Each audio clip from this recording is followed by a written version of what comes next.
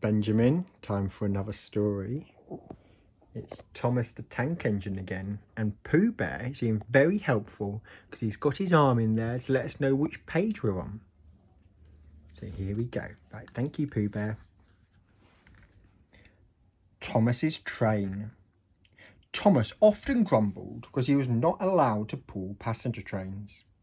The other engines laughed. "You're too impatient," they said.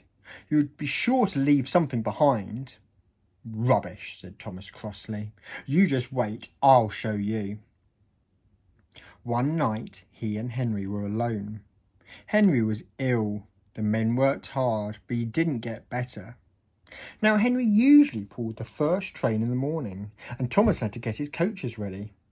"If Henry is ill," he thought, "perhaps I shall pull his train." Thomas ran to find the coaches. Come along," he fussed. There's plenty of time," grumbled the coaches. He took them to the platform and wanted to run around in front of it once, but his driver wouldn't let him. "Don't be impatient, Thomas," he said. So Thomas waited and waited.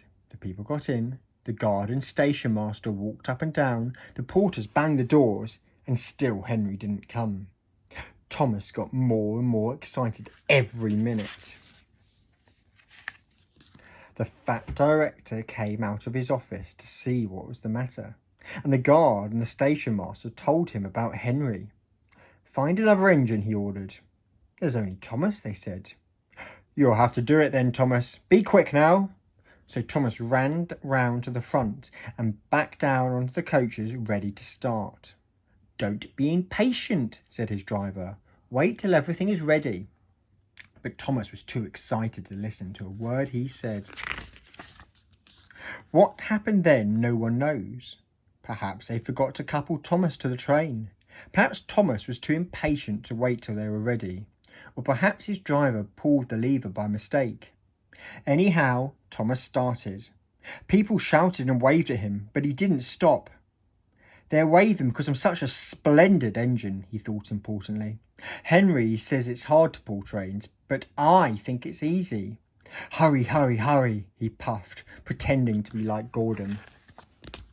As he passed the first signal box, he saw the men leaning out, waving and shouting. "They're pleased to see me," he thought. "They've never seen me pulling a train before. It's nice of them to wave," and he whistled, "Beep, beep, thank you," and hurried on. But he came to a signal at danger. "Bother," he thought, "I must stop. And I was going so nicely too. What a nuisance signals are." And he blew an angry beep, beep on his whistle. One of the signalmen ran up. "Hello, Thomas," he said. "What are you doing here?"